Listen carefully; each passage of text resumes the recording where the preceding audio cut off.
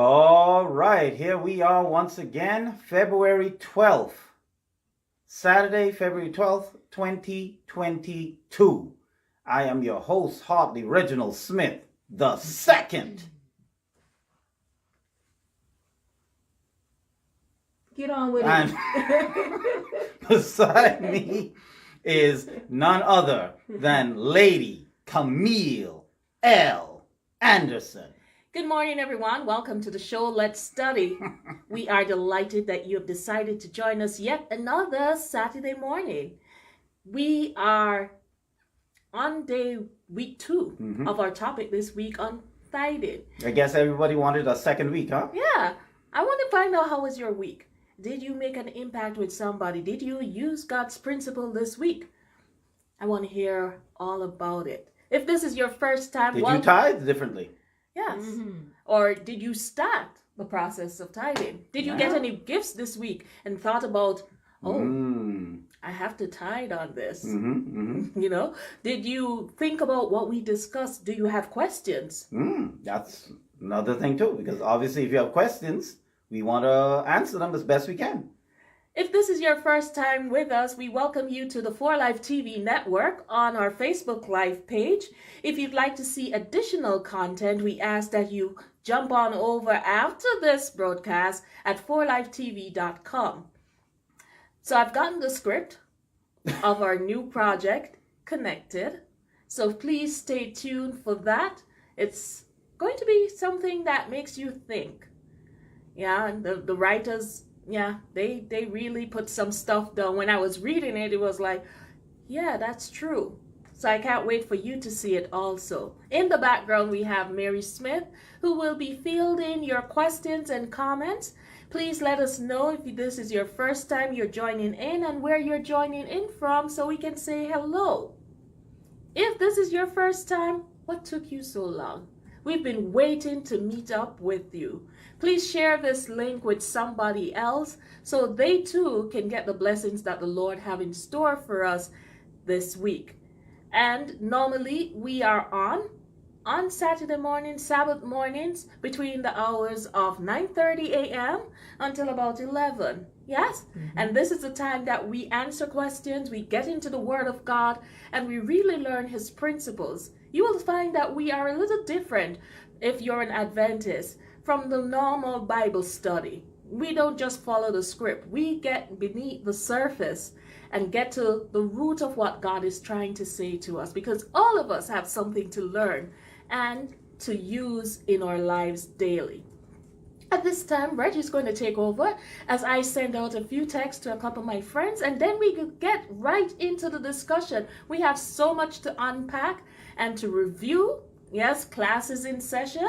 So we're going to review a few items and we get to your questions and answers. All right. So as we get ready for that, we want to invite you to get your questions together, get your thinking caps on, just be prepared to learn. And if you have questions as we go through this, then obviously you ask those questions while we're on the air, so we can try and answer them the best we can, because tithing can be a I don't want to say confusing, because it's really not confusing once you understand the principles, but there's a lot of confusion out there. I guess that's really what I want to say. There's a lot of confusion out there. People don't know what to do and when they should tithe and what tithing is, and some people think it's a gift and all kind of different things. So we're hoping that by the end of this lesson, this will be our second final study on this topic. I believe. I think we can wrap it up today, and hopefully by the end of the day, everyone is clear on what they should tithe, any scenarios you may get into, or whatever, you know what to do. Because at the end of the day, that's what it's all about: knowing what to do so we can serve God better and we can do the right things. Because it makes no sense if we don't know what to do and then we don't know how to apply what we do know. So let's get into that study. Let's wrap this up. Let's get everything out there. If you have any questions, any concerns, thoughts, send it directly to Camille. That's For right. me, I will just sit back and shoot the breeze and stuff like that. Take it easy. So that's what we want. So we want everyone to be ready. So just get things together. And as we get ready to learn, then we will all benefit in that process, because that's what it's all about, right? Learning, and also having fun. A lot of times you'll see us joking around or saying things, because we want to have fun too, because it is Sabbath. It is the day of rest. And rest meaning relaxation. Take it easy. A lot of you went out there and you worked hard, you toiled, you had to deal with mean bosses or mean clients or mean customers or whatever it is, you have to deal with, or you're in the stores and this one rush ahead of you to get this and that, and this one cut you off on the street, or you went and the last item you went to get was sold out, or whatever. You had a lot of things happening this week. A lot of people with children and their children running around and just all kind of things where it's like, man, I just need a break. Mm-hmm. Well, God knew that. And so he put that break in weekly. Every week we get that break where we take it easy. We rest from all of our toils, all of going out, all the heavy Bible study, all the heavy study with school for those of us that are in school, or for those of us studying for promotions on our jobs. Because some jobs, some jobs have tests. Like you have to take a test for promotion. No. I know someone that they were working for McDonald's, and they wanted to become a higher level manager, and there was books they had to study.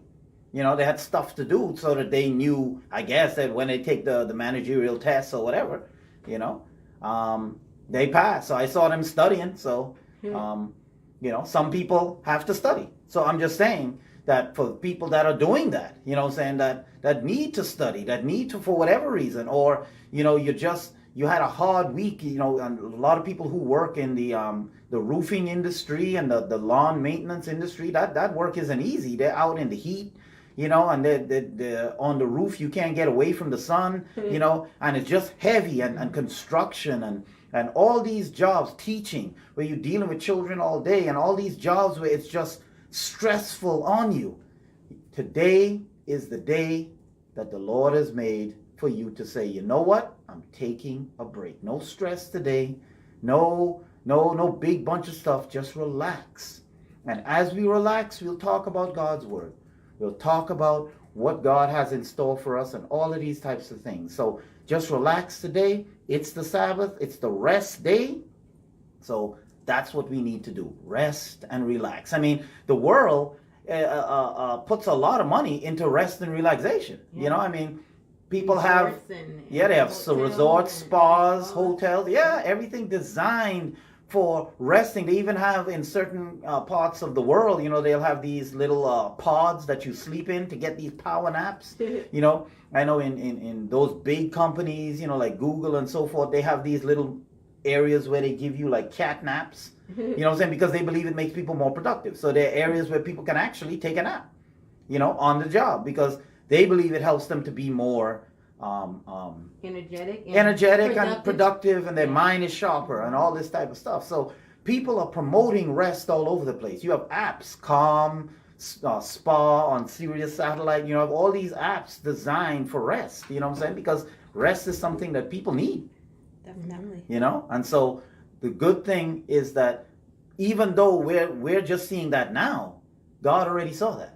You see? And he put it into the week. Every week, we have one day out of the week. You work hard for 6 days. And the seventh day, God says, you know what? Take a break. So that's where we are now. Take it easy, how many of us would like to where you work hard and then the boss come to you, you know what? Mary, you know what? Camille, you know what? Sonia, you've been working hard this week. You know what? Take tomorrow off. How many of us would like that? You know what I'm saying? Your boss called you up and say, you know what? I see you've been working hard. Ask twice. All you hear is the car wheels.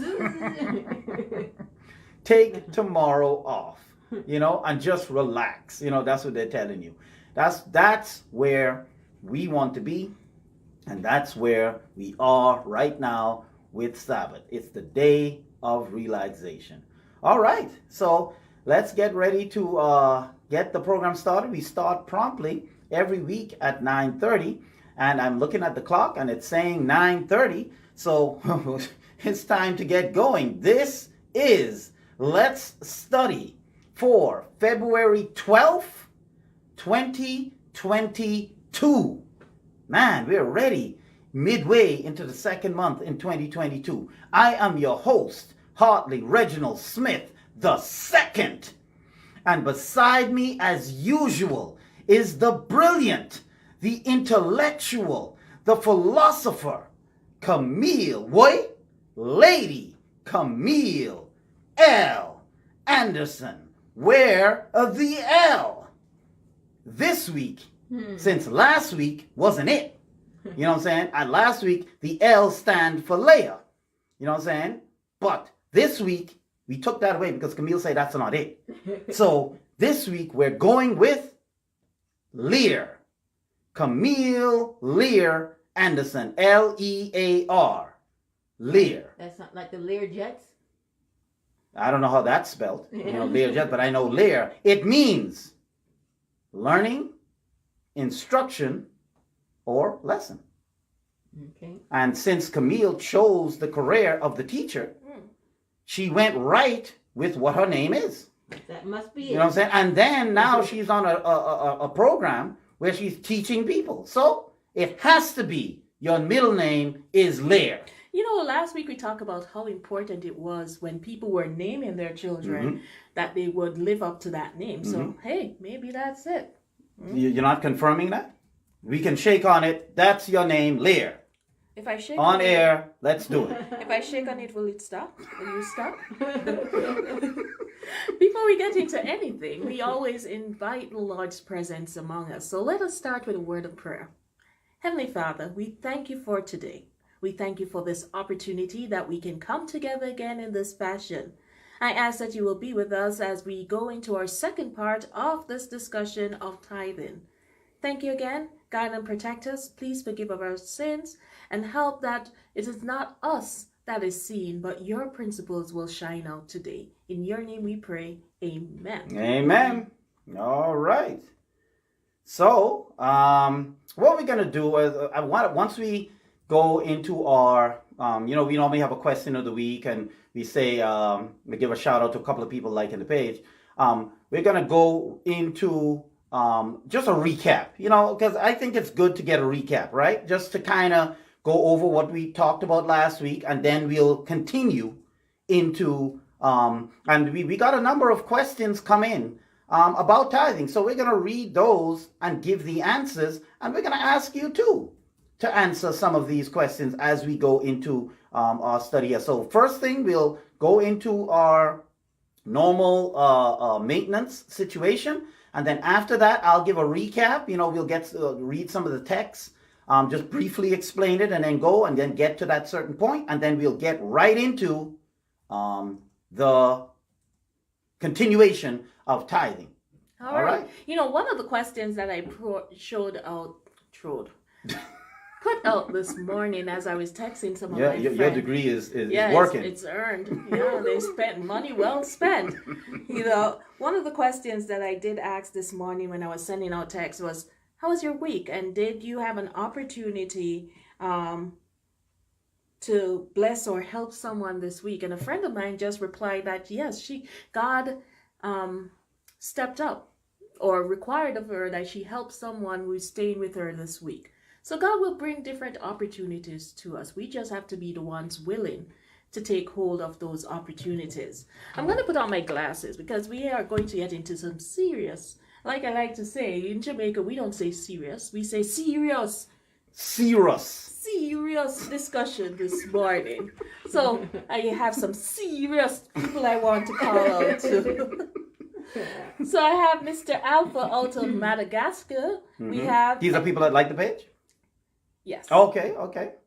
Edo out of Indonesia. Yes. Then we have Miss Clarisse out of Madagascar. Okay. And out of Mozambique, we have Inoki. Mr. Inoki, your last name I do not want to butcher, so I'm just calling by your first name. Thank you guys so much for liking the page. We are delighted that you found some content or something connected with you that you liked. There are a number of you who still need to like that page, so go ahead and hit that like button right now. All right. The question of the week, and we normally post a question during midweek that we ask you to give a response on. So the question of the week is, are we responsible for what we know or only for what we do? Are we responsible for what we know or only what we do? Okay. All right. All right. Out of Ghana, we have Mr. Twan. Okay. Twan says, we're responsible for what we do based on what we know.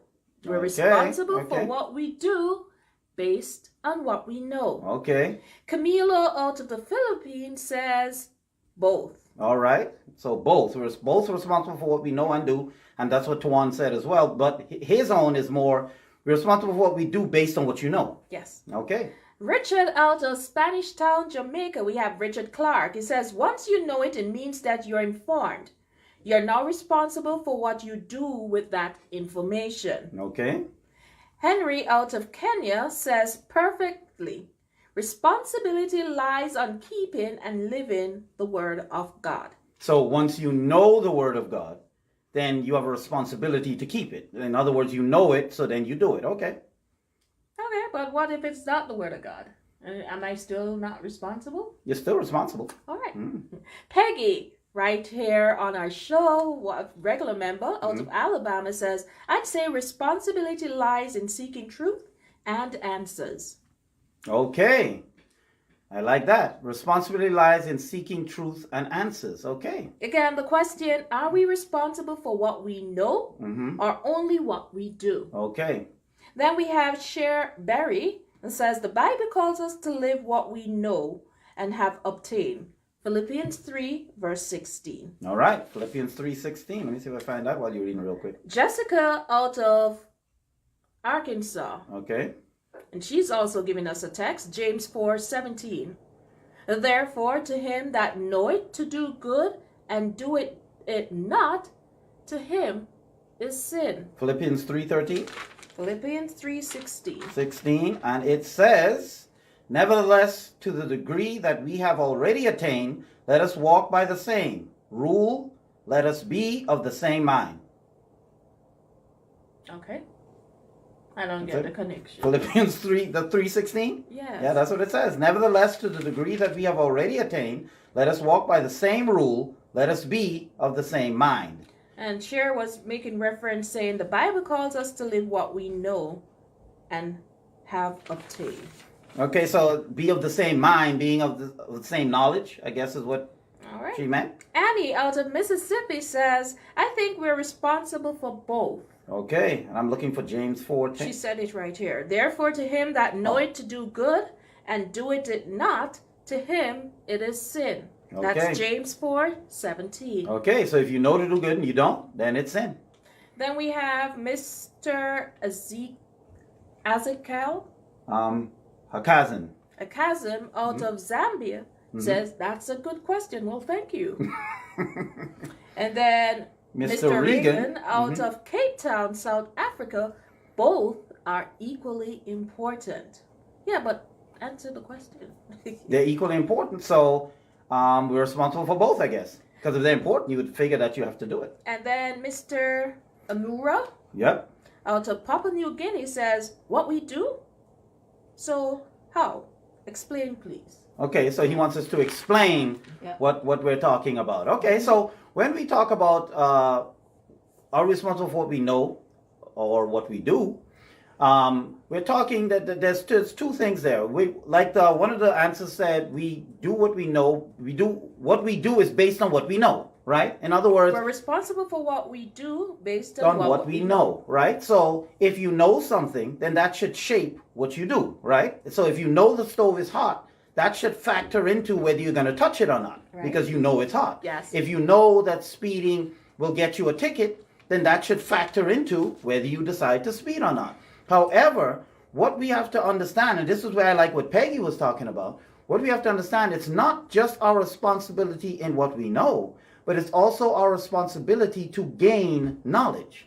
It's our responsibility to find things out, not just wait for them to come to us. Right, because, sometimes we say ignorance of the law. No. So it's not a matter of, if all I do is go to church and I wait for people to tell me stuff, that's not seeking knowledge, right? Or if you're in school and you learn in school. That's not seeking knowledge either, because you have to go to school, and so you automatically going to learn to a degree when you go to school. Seeking knowledge out is when you don't have to seek it out, but you choose this is what you want to do. And that's why I like what Peggy is saying, because it's our responsibility to seek knowledge, to get information so we know what to do.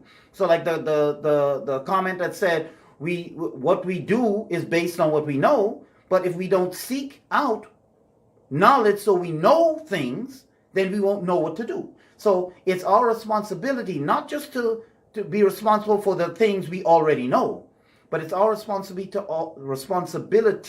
to also seek what we don't know. Right. You see?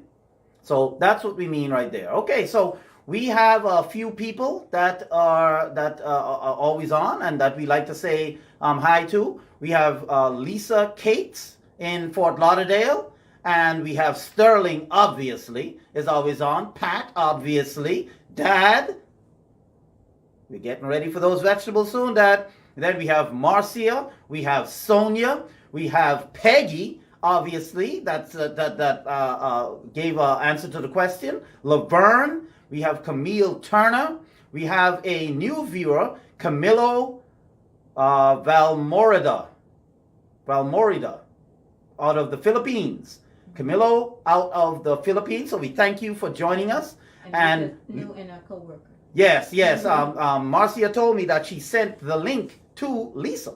Yeah, so she's on. She is on. So welcome, Lisa. So if you have questions, Lisa, just don't hesitate.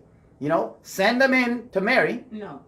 And she will be ready to answer as many questions as you have. There's no limit to the amount of questions, comments that Mary cannot field. I think we have her clocked up to like 10 billion or so. So just keep going. Send them in.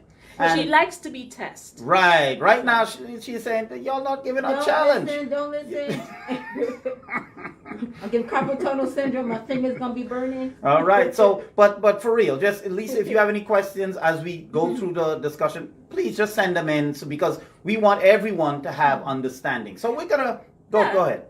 Last week when we spoke on this topic, a number of people had reached out to me in the week and said, thank you for presenting. This was a really good discussion, and they were actually able to learn something new.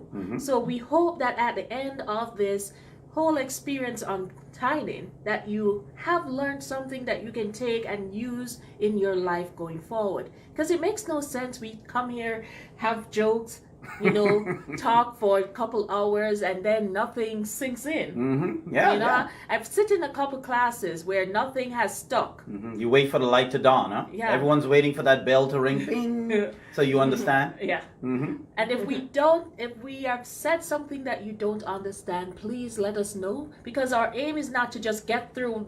My aim as a teacher is never to just get through the curriculum. It's always to make sure that you learn what we are talking about. So if it takes me a longer time, then I'm okay with that. And there's nothing wrong with that, because that's the whole point. So don't feel that if we're talking like, well, I don't understand that, but they already went on, so nothing I can do, I'll just sit here. No, let us know what you don't understand so we can go over it, because we want to make sure you get this concept. All right, so we're going into a recap. First things first, we talk about what tithe means. What does that word mean? Because we say it a lot.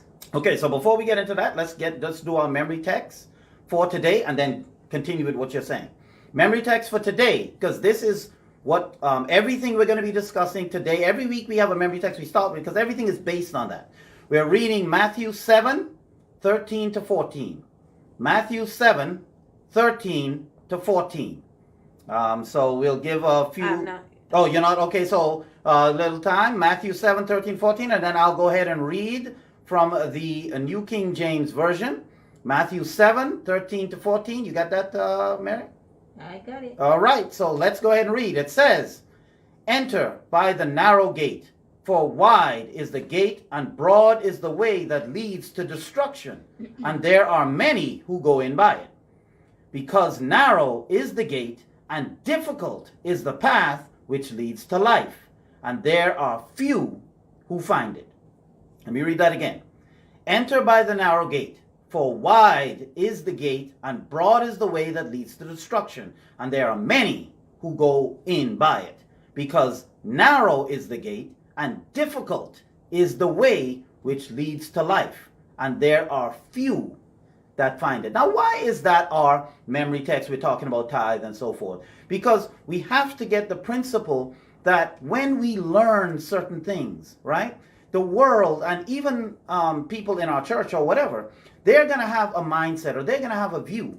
And the right view is rarely the popular view. Mm-hmm. You see? And so when you're learning, when you're studying God's word, don't expect that you're going to have thousands of people agreeing with you, or there's going to be a lot of people on your side, because it says right here that narrow is the gate and difficult is the way which leadeth to life, and there are few. It didn't say many. The many is on the gate leading to destruction. Now broad is the way, and wide is the gate that leads to destruction. That means the popular road. Everyone is on that road. Right? When it comes to following God, it's going to be only a few people that decide to truly follow. And so when we do these studies, a lot of times you might hear things on here that you've never heard before, because you're like, but I never heard that. Or I didn't ever hear it put that way and so forth. But because narrow is the way that leads to the truth. So few find it. There are going to be few people that are willing to follow. Not few people that hear the truth, mind you.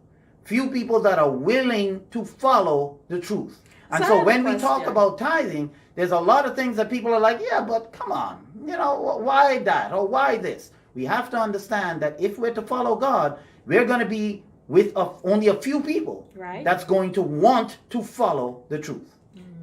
Do you think as Christians we seek truth? No. Why? Because we don't want to know what the truth is. Of course. No. Most Christians don't seek truth. Let me put it this way. Most professed Christians, people who call themselves Christians, don't seek truth. If truth comes to me, fine, it comes to me. In whatever I'm doing. If I'm going to church and I hear something, fine. Or if I'm watching TV and something comes to me, fine. But we don't seek out the truth about marriage, the truth about diet, the truth about tithe, the truth about whatever. Most people who call themselves Christians do not seek truth. You see, and that's where the problem comes in. We are not seeking to know what's true. If it comes our way, sure. But are most of us seeking it? No. I would say no. What's your thought? Do you think, Mary, what do you think? And as other answers come in, do you think most Christians, based on your experience, do we seek, like we go out of our way to find out what's right and what's wrong? Unfortunately, you're right. Because once, it's hard, because once you find out something, then you know that your life has to change. And we don't want to change. That's the problem. We don't want to have to learn something new, or I can't do this, I can't go here, I can't eat that. So you either, hopefully you don't know, and then when you find out, we're mad. Because I wish I didn't know this. Right, because we're also told we're held accountable for what we know. Exactly. If I don't know it, then I'm good. I'm good, exactly. Ignorance is bliss. Once I know, I'm in trouble now. Now it's a choice that I have to either willingly say no, or I just got to change it my whole life, and everybody around me have to change. So to answer your question, the answer is I don't believe so. That we seek it, no. We hear it and it comes to us some ways, but saying that we go out of our way to find out what the truth is and make sure that I'm doing it, no. And that's something that as Christians we need to change if we're going to call, and that's why I say profess Christians, because the true Christians among us will seek truth. The people that are genuinely called by God will seek truth, because you want to know if what you're doing is right. When you're at work, right? If you're someone who's dedicated to doing a good job, are you going to make sure that you know what you need to do? Of course. Or are you just going to work and just say, well, I'm here, so if they don't tell me it's wrong, I'll just keep doing it. Is that your attitude? No. Well, what's your attitude if you're someone who wants to be a good employee? I'm also making sure that I'm consistently doing the right thing, doing what is required and above, if I can, right? Well, to do above, you got to know what's required. Right. So you make sure you find that out, right? So and has that been your personal experience? When you go to work, do you make sure you know what to do if you're confused? Of course. I'm always seeking knowledge because it makes my job easier in the long run. When I know certain things, I'm not stumped. Right. Or left wondering, okay, should I do this? I know what to do. And that filters into the rest of your life too. If you want to cook something, you don't hope to get the recipe right. You look at a recipe, right? Whether it's a cookbook or online, whatever. You don't just say, well, I want to make macaroni and cheese and I don't know the first thing about it. Okay, I'll just throw stuff together and hope it works. You don't do that. You go and look at a recipe. Poof. So likewise, as Christians, we have to be diligent and purposeful. Yes, we about definitely seeking have truth. to be a purposeful. There's this book, A Purpose-Driven Life, but we really have to be.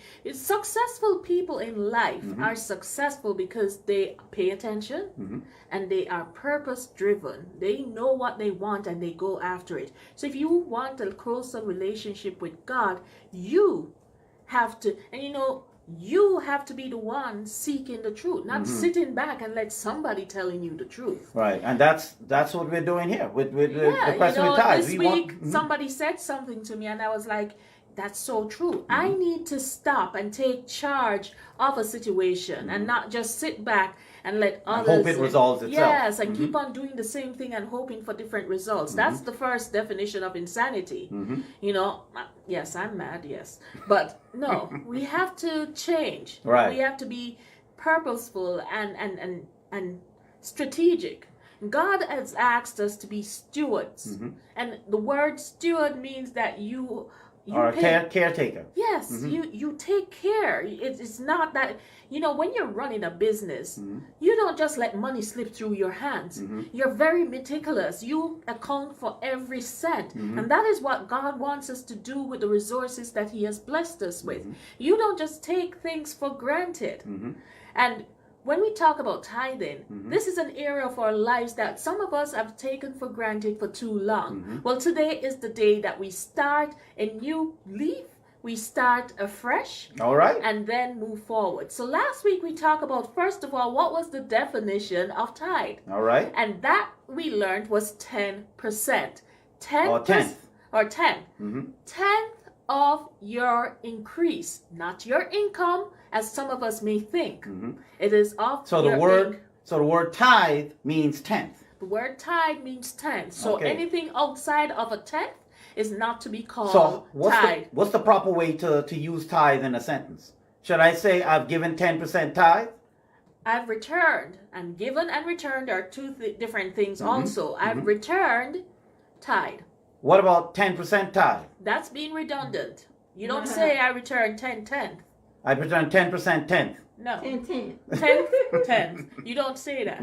You say I returned a tenth of my increase. Or I return tithe. Or you could say I return 10%. Yes. But you can't say I return 10% double. tithe. No. So understanding the word will give us understanding of what it means. Yes, and that will also, with your future increases, that you will not be confused. So there is no I gave 20%. No, you gave 10%, which is tithe, yes, or tenth, and whatever extra is an offering or a gift, but it is never tithe, because tithe means a tenth. Okay, so let's go into some of these texts now that we talked about last week, just to give us that history like you're talking about, increase and all of that. So for those who weren't here, let's go Proverbs 3, verse 9. Proverbs 3, verse 9, that's the text we started off with last week. And it says, honor the Lord with your possessions and with the first fruits of all your increase. It says, honor the Lord with your tithe and with your tithe. Honor the Lord with your possessions and with the first fruits of all your increase. Now, when we talk about honoring God with our possessions, how do we do that? We said last week that honoring God with our possessions, this phone is a possession, right? That means, how do I honor God with this phone? Well, what am I using my phone for? Am I using my phone to gossip? Am I using my phone to spread lies or bad things about people? Am I calling people that I shouldn't be calling businesses? How am I honoring God with this phone? To honor God with my phone, that means I have to use my phone in a way that makes God happy. You see, if you have a blender, how do you honor God with your blender? Well, what are you blending? Are you blending things that you're not supposed to be eating? Are you blending things that are wrong? Are you blending stuff for a bad purpose?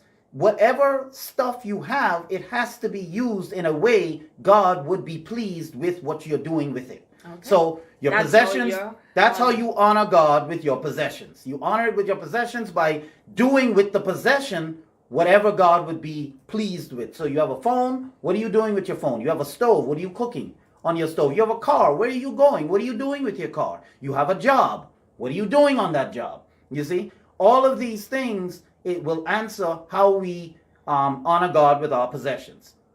Go ahead, Mary. Thank you. And now, just go. Peggy says, she responding to what I answered to you about the tithing situation. Right. She says, absolutely, Mary. Living God's love and principles calls for change and awareness. Yep. And that's the only way you can do it. But if we're not purposeful in that, we will never change. And then it says, with the first fruits of all your increase. So what are we talking first fruits? What does that mean? Because if I have now your increase, right? The first fruits, meaning the first, because your fruit is what you work for, right? The result of what you work for. So for us, when you go to work, what's the result of your work? Your paycheck, right? That's the fruits of your labor. Right. You worked, you get a paycheck. Yes. So God is saying you should honor him with the first fruits. That means that the first thing that's removed from your paycheck is tithe. Yes. Now we're not talking the government, because you don't get the money until they already take out theirs. But we're talking about when you itemize your list. So you shouldn't, it's not about just returning it no matter what. In other words, when I say that, I mean, like, let's say you have cable, you have light bill, water, and stuff, and you're itemizing your bills. You're saying cable, water, lights, food, tithe. No, you don't put tithe on the bottom. It's tithe, water, food, bills, whatnot. And you can say, what does it matter? I'm doing 10 anyway. But the Bible says God should be thought of first. Mm-hmm. You don't give God what's left or work him in. Right. It shows how important is God to you. When something's on your mind, right? Let's say you have a bill that's weighing on your mind and the person is hounding you. You need to pay me. You need to pay me. And as soon as you get money, what are you going to do? Pay it. Why? Because I don't want it on my mind. Because they're on your, not it's a negative thing, but they're on your mind, right? So if God is on your mind and God is who you say is most important to you, the minute you get your check, the first thing you're going to think of is tithe. It's a matter of who is most important to you. And we said we also have to change the mindset then that you're not paying tithe. No. You are returning. And we're going to get to that. We're going to get to that understanding. So let me shut up. with the various texts. So that's what that text means. Honor the Lord with your possessions, with what you have, and then the first fruits. That means God should be first listed on your bill list. When you get it, he should be first. Okay. And then an increase means anything that increases your value, anything that adds to your overall value. So then we have Deuteronomy 14:22. Deuteronomy 14:22. And it says, as we read here, New King James Version, it says, thou shalt truly tithe all the increase of thy seed, that the field bringeth forth year by year. Thou shalt truly tithe all the increase of thy seed, as the field bringeth forth year by year. Now, back in the days when this was written, people's currency wasn't dollar bills like we have it today. Their currency was fruit, grain, sheep, cows, and so forth. So that's why God says first fruits. Okay. First, because that was what they had. Okay. He meant the first of whatever you have belongs to God. So you have 10 apples, right? You give God the best out of the 10. Because normally when you have 10 of something, the first thing you pick is the best one, right? You don't pick the least first. That stays to last. If you have 10 apples and you want to eat one, you have 10 apples in front of you, you don't just grab one and eat it. You survey the 10. Right. And then you look to see which one you think is the sweetest and the best, and you grab that one, and that's the one you eat. God is saying, that's the one you give to me. Okay. You don't give me what's left. All right. You give me the first and best. And then it says of all your increase. This is what you were talking about. So explain to us the difference between increase and income. Because I believe people say that, I've heard people say that you return a tithe on your income.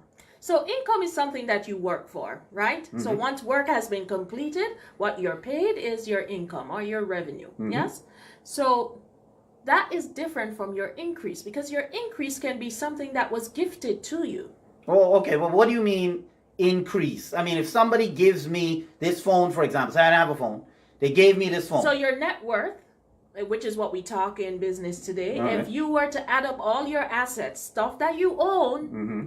and you put a figure to it, by having this phone, your network has increased. Okay, so I didn't have the phone, right?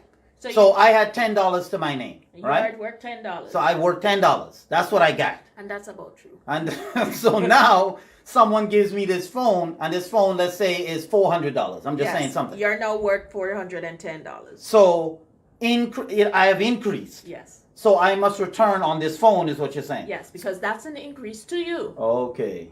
Yes. So how do I return 10% on this phone? Because I can cut off 10. You told me the price. Okay. You can't cut up the phone, right? Mm-hmm. You can't. Well, I can make 10% of my calls to the church. How? How do you tell me how you're going to make 10 for the lifetime you have this phone? How do you know how much is 10%? You can't. You add up how many calls? You can't. So, because you can't do that, you look at the value of the phone. Yes, it was a gift. I don't know how much it costs. In today's world, we can find out information at our fingertips, right? So you can go, Google it, search it, find the cost of the phone, and don't look for the lowest cost either. What is the true cost of this phone? And that you will give a return 10% on, because it's an increase to you. Okay, so this is a LG V60 ThinQ, for example. I go online and it say it's worth $400, just like you say. So now I see that that's $400. So now I have to return $40 on this phone, is what you're saying. Yes, that's what I'm saying. Okay, so what if I don't have the 40 all at once? Okay, so at that time, and you truly do not have it. No, I don't have it. Okay, all so at at once. that time, you can do now to say each month and putting away $5 until I reach $40, and that would be my tithe. You do not use it for anything else. This is strictly for tithe towards the $40, which will be the 10%. Okay, so if you get other things along the way, guess what? That figure is going to increase because that has been increased. Okay, so increase is whatever increases your net worth, your dollar value. Yes. So without this phone, I'm worth $10. That's all I got in the bank. Or I have zero.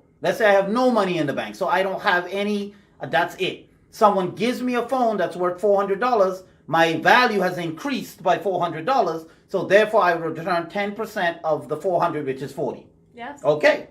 So let's go ahead and read. We're just going on with our recap, just explain it so people know. And if you have any questions, send them in. Now let's go ahead and read Leviticus 27, verse 30. Leviticus 27, verse 30. Verse 30, to show that I can speak properly, not 30. That's what we say it in the Bahamas. 30. Leviticus 27, verse 30.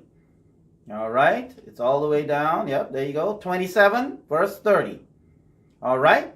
And it says, and of all the tithe of the land, whether of the seed of the land or of the fruit of the tree, is the Lord's. It is holy to the Lord. And we know what holy means, which is set apart for godly use. So tithe is not to be used for anything else but for God's use. Okay, so and it says that it is the Lord's. Yes. So this is where we get the return from when you was talking about return. Maybe you were saying, I'll say we get in there. So go ahead. You were going to talk about that. What's the difference between return and give? You were giving that explanation. So when I'm making a payment, that means a service was rendered. I can decide whether or not I want to pay for that service. I can drag it out as long as I want or whatever, right? That's because service was given. When we talk about returning, it means that it was never really ours. So I'm just giving it back to the original owner. God has given us this opportunity. You may say, well, I work hard for my money, but God is the one that was able to sustain you to work hard to earn this money. So actually, it's His money. So He's giving you an opportunity that you can return to Him what was already His. Okay, so it's His, and that's why you return it. So if I have a lawnmower, you know what I'm saying, or I borrow a computer from Marcia. So let's say Marcia has a laptop. And I say, hey, Marcia, can I borrow your laptop? And Marcia says, yeah, sure. And she give me the laptop. So when I see Marcia again, I say, yeah, I'm going to give you a laptop now. Is that the right way to say it? If you're giving me something new. No. I'm giving her the laptop she gave me. The one that she lent you. Yeah, the one she owns it. She lent it to me. And I go to Marcia, I say, hey, Marcia, you know what? I'm going to give you a laptop today. Here. And it's hers. Is that the correct way to say it? Oh, no, because it's mine. Yes. How can you give me something that already belongs to me? So all you could do is return it, right? No, you return Okay, it. so let's go ahead and read Psalms 24, verse 1. Psalms 24, remember this is still the recap. Psalms 24, verse 1. 24, verse 1, and it says, New King James Version, The earth is of the Lord's and all its fullness, the world and those who dwell therein. So everything. so it says the earth, and then read Haggai 2, verse 8. It says, Haggai 2, verse 8. But going back to Psalms 24, 1, it says, the earth is the Lord's and all its fullness, the world and those that dwell. So everything in the earth belongs to God, right? Everything. So you got Haggai 2, 8. The silver is mine, the gold is mine, says the Lord of hosts. Who said that? The Lord. So this isn't somebody talking. This is God talking. He said, the silver is mine, the gold is not. In those days, that's how they dealt with their currency, silver and gold. But in today's world, he would say, the Deutschmark is mine, the yen is mine, the dollar is mine, the euro is mine, saith the Lord. Every currency denomination is mine. I am just allowing you to go ahead and work for it, because we have to understand that everything belongs to God. And so when we return tithe, we're giving back to God what's his already. You're not giving him any gift. A lot of people believe that tithe is a gift. In other words, you're giving. You're not giving anything, you're returning. And that has implications when it comes to our taxes and so forth. Let's go ahead and read because... So we're going over every text that we went over last week? Just quickly, and then we're going to head into the new thing. That's why I'm kind of going through it so people can write it down, they can read it later, and stuff like that if they have any questions. But we just want to give a reference point to where we are when we start answering certain questions, because you need these texts if you're going to understand it. Okay, so here we have, let's see here, okay, Numbers 18, verse 21. Numbers 18. I know we're kind of going through it a little fast. It's just kind of a recap because we want to get to some of the questions. But for those that haven't gone through this, then we need to make sure that you have these texts. All right, so Numbers 18:21, New King James Version. Behold, I have given the children of Levi all the tithes in Israel as an inheritance in return for the work which they perform, the work of the tabernacle of meeting. Okay, so what's the purpose for the tithe? You know what I'm saying? What's the purpose for it? The Bible here says, behold, I, meaning God, I have given the children of Levi. Who were the children of Levi? The children of Levi, we all know the children of Israel. We've heard that term, Israel. Well, Israel was formerly called Jacob. You know what I'm saying? His name was changed to Israel because God changed his name to Israel. And one of Jacob's sons, because we have the 12 tribes of Israel, one of Jacob's sons was called Levi. And so you have the tribe of Levi. So the Levites were the priests in the children of Israel's time. Right. That's where all the priests came from, was the tribe of Levi. So when it says that I give the children of Levi, because all the children, all the men in that line were priests. And all they did was minister, because in those days, you had to kill. So they would be like the pastors of today. They would be like the pastors of today, except because today we don't need to kill anything to get forgiveness. But they were the spiritual leaders of Israel, the Levites. And they were the priests. And so therefore God is saying, because they dedicate themselves to the work of God, they couldn't go out and farm. They couldn't go out and sell anything, because they were in the temple 24/7. They had to do forgiveness of sins. They had to do sacrifices. They had to do a bunch of things. So they couldn't earn a living. So God said that 1/10 of everything that the children of Israel had was to be given to them, so that they can, it says, in return for the work which they perform. So you're saying now, so let's bring that into the 22nd century or 21st century. Yes. So the pastors today. Yes. You're saying the work that they're doing, which is helping the growth of the church. Yes. Helping people to know about God. Yes. Right. Representing God. No. Yes. They are to be paid from what? Tithe. Tithe is what pays them. So when you return your tithe, that 10% goes to paying all the pastors, all the people that dedicate, evangelists, people that work in as far as the Seventh-day Adventists. Solely for God. So like the conference people, anyone that works solely for God, the tithe goes to pay them. Okay, so where does my offering go? Well, is there a difference between tithe and offering? There's a difference because offering, well, last week we said offering is a free gift, right? Okay. Offering is what you give to God. And when we go ahead and read Numbers 18:26, we read Numbers 18:26, we see that it says, speak to the Levites, these were the priests, and say to them, when you receive from the Israelites the tithe I give you as your inheritance, or I give you as your fee, you must present a tenth of that as the Lord's offering. You see? So they don't return tithe the same as us. Because that money is still being used to pay them. Right. So they're not paying themselves. Right. Their tithe is now turned into offering. But that's just for the pastors. That's just for the pastors and the other people. Right, right. Anytime they return tithe, it's turned into offering. Right? We give offering. Offering is the free will gift. In other words, whatever you decide to give, yes, you can give. That's offering. That's an offering to God. Tithe is what belongs to God. So you're not giving that, you're returning that. All right. Just like you would return anything that's not yours to whoever owned it. Okay. And we see that the tithe goes for the Levites or the priests, or in today's world, the pastors. That's where the tithe, and their tithe goes for offering. Okay. And the offering takes care of the church. The offering is to pay the light bill, the water, to get new benches, tech equipment, whatever it takes or if you have to keep the church going. That are part-time. Part-time, the offering can go to pay them and stuff like that. That's what the offering is used for. So when Marcia asked last week, why do they ask for like money for benches and different things like that? That's offering, because they need that in order to take care of the church. A lot of people think that when they return tithe, because there are a lot of people that don't give offering, you know. Yes. They just return tithe and that's it. And they say, well, I've given. Right? And it's like, no, you return to God so that the people who work, who dedicate their lives working to God, can get paid. But what about the building?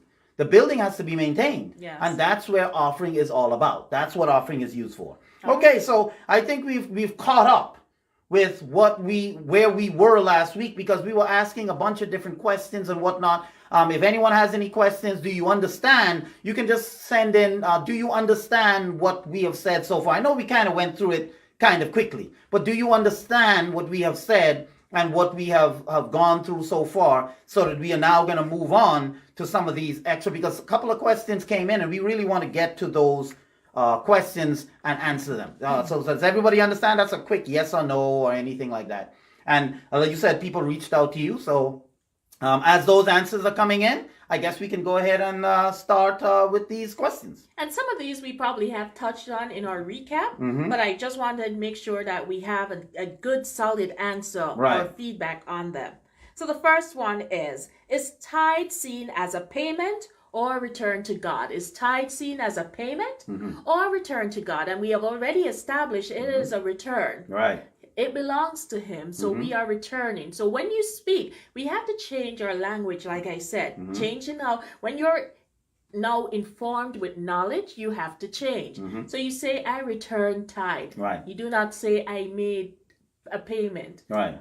Right? It's a return because it wasn't ours to begin with. And last week we talked about our taxes, that you shouldn't claim tithe on your taxes. Yes. Why? Because the government looks at tithe as a donation, right? That's what they look at it as, in terms of, and the church gives you your statement as to how much you've given throughout the year, or how much you've returned or whatever out throughout the year, and they give you that on the statement. And a lot of times people will take that, and when they do their taxes and it says donations, they put down what's there on that receipt, right? Because tithe is not a donation. Tithe is return. It wasn't yours to begin with. You cannot claim it that you donated, because then that would be a lie. You would be lying saying that you donated when you didn't. And then as far as offering goes, remember, God talks about it being free will. Give what you have decided to give. So if you give something, you don't want it back. You don't. When you truly give, you're not looking to get it back. And that's what we're doing when we give and then we put it on our taxes. We're looking to get some of that back. That's not truly giving. So the principle of giving is, if I'm going to give, I give. If I'm not going to give, don't give. Exactly. But don't give and then try and get it back, because that goes against the principles of God. Do we return tithe as a part of our obedience to God, or do we see it as a restrictive mandate? Okay. Is it obedience or I must do this? Let's go ahead and read Nehemiah 10:35. No, that's a book you don't normally go to. Yeah. Nehemiah 10:35 to 37. So we're going to go Nehemiah 10:35 to 37. And we're reading from the New King James Version. You want me to read it? Go ahead. Okay, and it says, we also assume responsibility for bringing to the house of the Lord each year the first fruits. Remember, we talked about the first fruits before. The first fruits of our crops and every fruit tree. As it is also written in the law, we will bring the firstborn of our sons, also our cattle, our herds, our flocks, to the house of our God, to the priests that are ministering there. The priests, remember, you're bringing that, so it must be the tithe. And then it says, verse 37, moreover, we will bring to the storerooms of the house of our Lord, to the priests, and the firstborn of the ground meal or of our grain offerings, of the fruit of the trees, and of our new wine, and of the olive tree. And we will bring a tithe of the crop to the Levites, for it is the Levites who collect the tithe in all the towns where we work. So it's saying here, we have a response. It says, we also assume responsibility for bringing all these things to the house of the Lord. And one of the things you're bringing is what? Your Tithe. So it says, is it a, what was the question? Is it part of our obedience? Is it part of our obedience, or is it a restricted mandate? It is a part of our obedience to God, because we have to assume that responsibility. Go ahead. So again, not again. It leads me to a follow-up question. Okay, before you do that, Mary has a point there. Whoops. Mary has a point there real quick before you. All right, so Clive says, happy Sabbath to everyone. He said he's sorry he won't be able to participate this morning. He'll be out of town. All right. He said, bless the program as always. All right, Clive, safe travels. Peggy says, I love this. Now I see how significant tithe is to give God priority. Okay, because remember we were talking first fruits. So you don't do water, and then you have tithe in there. Tithe has to come first because it's about who is first in your life. And Pat says, tithe is a return to God. One of the greatest things is how God blesses us when we follow his teachings and do the right thing. All right. So that's where blessings come from. So when we read now Nehemiah, we say it assumes responsibility, right? So we have a responsibility to return tithe. So it's a part of our obedience to God, because remember, the Bible says that we should return to God a tenth. Okay. Right? And so that's part of our, it's not a restrictive mandate. It is something that we should want to do, because we should want to further God's work, right? If you have, let's say there's a hurricane, right? As you pass that note over, let's say that there's a hurricane going, and you know that this store has water. Say down the street, the store near you has water. Yeah. And you know people are looking for water, and they're going everywhere, and they don't know about that store that you go to. And they're like, man, we need water. The storm is coming, and you already stocked up, and you know the store has plenty of water. Do you sit there and go, and knowing people looking for water? Or do you tell them that, look, there's water here or there's water there? What do? You tell them. Why? Why do you tell them? Because you want to help them. You want to help them, but is it just you want is it just you do that, or is it a responsibility as a fellow Christian or as a concerned citizen or anything like that? It's a responsibility to tell them, or you're doing something you don't need to do. Is that a responsibility of being part of the human race? Yes. Helping other people. Yes. And so it's the same thing when it comes to returning tithe. Returning tithe is our responsibility. It's not something that is that is a restrictive mandate, or it's something that, oh man, I got to do this thing. Why I got to do it? Yes. It's the same as if you see people suffering and you look at them and you know you can help. You don't sit back and go, oh well, you know, that I could help. All right, so it brings me to my next question: is withholding tithe a sin then? Yes, it's a sin, because it says it's the law of God. Right? It said here in Nehemiah that we read, it says that as in verse 36, Nehemiah 10, verse 36, it says, as it is also written in the law, we will bring our firstborn, our sons, the cattle, first of our herds, our flocks, to the priests ministering there. The first fruits to the priests. We know what was given to the priests, and that was tithe. All right. Okay, so Marcia is saying, I was told first fruits was something else. So thank you for the correct info. Okay, well, just out of curiosity, Marcia, what were you told first fruits were? Just out of curiosity. right. I'm wondering what that was. All right. So do we return tithes from our gross or our net wages? Okay, so that's a good question. So you have wages when you get wages. When you get paid, you have the what you make, and then you have what you get when you go home, right? So you have your take home, I guess is what we call it, right? Yes. My take home pay, and then you have your gross pay or whatever, what you made before taxes. Before Uncle Sam took his part out. Yeah. So let's make it simple. I get $10 an hour, right? I work 40 hours a week. So at the end of the week, Marcia is saying first paycheck of the year.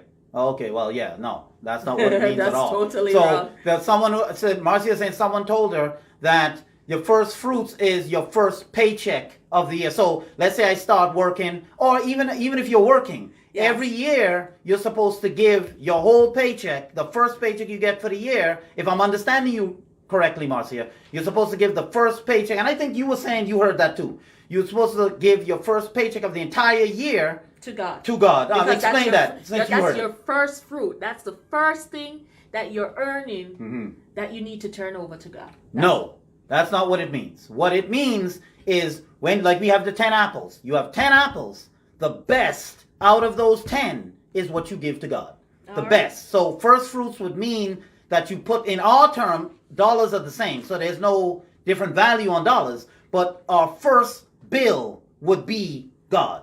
That's what first fruits for us in today. Now, when you were asking about the $400, the gross or the net. So I get paid $10, right? And she said, yes, I did that. Okay, so she used to do that, So when we get our paycheck, I work for $10 an hour. I work 40 hours a week. So at the end of the week, I get $400, right? 10 times 40, 400. And then when I get the check, you see Medicare, this tax, so that, whatever. So then I get at the end of that, I get $320 or something like that. We all know what I'm talking about. Your taxes. Right. This is more like $300 for me. $300. Okay, so you come home and your check says $300. That's what the company writes it out to. That's your net income. That's your net, because it shows you all the deductions and then it says $300. So the check they give you is for $300. Yes. Right. But I worked $400. But that's what you got. Initially, and then after the government took out theirs, you have $300. You would return tithe on the $400 that you got. Because that is what you got. No, that can't be right. Because I only carry home $300. Yes, but that's not what you got. That's what you carried home after the government took out theirs. So just because the government took out theirs has nothing to do with God. Remember, God comes first. Now, you can't help that the government took it out first. You can't do anything about that. But the end result is when you got $400 in your hand, $40 of that belongs to God. Okay. And after that, so the $300 you have, now you have $260 because you've taken 40 out and you've given the $260 you have now, that's God. So you don't return. You don't you don't return tithe on the net paycheck, your take home. You return on the gross, whatever it is you got. I just use that example, $10 an hour. Yes. But we all know what the gross is. Yes. We look up there and then we see the deductions. Yes. Whatever that top number is on your pay slip, whatever that top number is, that's what you return tithe on. And that is 10% of that figure. 10% of that figure. So if the top figure is $2,000 and you take home $1,500, you return $200 out of the $2,000. And then your expenses. And then your expenses and everything else is after that. But you don't return $150 because you have $1,500 in your hand, so it's $150. No, you return $200 because you got $2,000. And if somebody then now gives me a gift, and that gift is worth $100, guess what? $10 out of that gift now goes to God. So my $260 is further reduced. Because you got a gift. You accepted a gift that's worth $100. So 10% of that belongs because that's a part of your increase. So you have to be very careful too when you're getting your gifts, right? A lot of us, I used to be like that. Gimme. But now it's like, gimme. Let me think about that. Hold up now, and if somebody say, I'm giving you this, That's too expensive because I know cha-ching. You know you have to tithe it. Yeah. Now, just a little bit on what Marcy was talking about, the first fruits, where they said give the first paycheck. There is nothing wrong if you want to do that. If that's what you want to do. It's not a sin to do it, but that's not what first fruits mean. That's all I'm saying. What required. It's not required. But so I'm not saying if someone wants to do it, they can't. If that's what you choose to do, fine, then that's your choice. But you still can't give it all in terms of tithe. You can only give 10%. All right. So if one had an emergency situation, okay, and needed extra cash, yes, right? Yeah. Is it okay to borrow from the tithe that you had put away? Okay. Let's go ahead and read. Let's see here. We're gonna read. So again, the question: if I had an emergency situation and I needed some cash, okay, can I use the money from the tithe that I put away? So I didn't take it. I didn't return it to the church yet. Right. say you're going next week, and an emergency happened in the middle of the week before. You go to church to return it, and all you have extra is you don't have nothing in the bank. Nothing. All you have is tithe. Marcia is saying the thing is knowing the truth. Yes. And that's, Marcia, yes. You're so right. Yeah. Because it's nothing wrong if someone decides they want to donate their first check. If that's what you want to do, there's nothing wrong with that. But understanding that's not an obligation. It's the first fruits, meaning God should be the first thing you take out. Yes. Right. So it's true. It's knowing the truth. Now, let's go ahead and read Leviticus 27. This is an answer to the question that you just read. Okay. 27, 31 to 34. And we'll deal with it in increments. Leviticus 27, 31 to 34. Leviticus 27, 31 to 34. So we'll take it in increments. Go ahead. You want me to read it? Yeah. Okay. So Leviticus 27, 31 to 34, New King James Version. If any man wants at all to redeem any of his tithes, okay, so that's pretty self-explanatory, he shall add 1/5 to it. Okay, so what's a fifth? A fifth is 5%. Yes. Just like tenth is 10%. Fifth is 5%. So instead of 10%, I now have to give back 15%. Well, not necessarily. It's 15% on it's 5% on what you took. Okay. So let's say the tithe is $40, right? That's what I have to carry in. Yeah. An emergency come up, I need $20, right? So I take 20 from the tithe.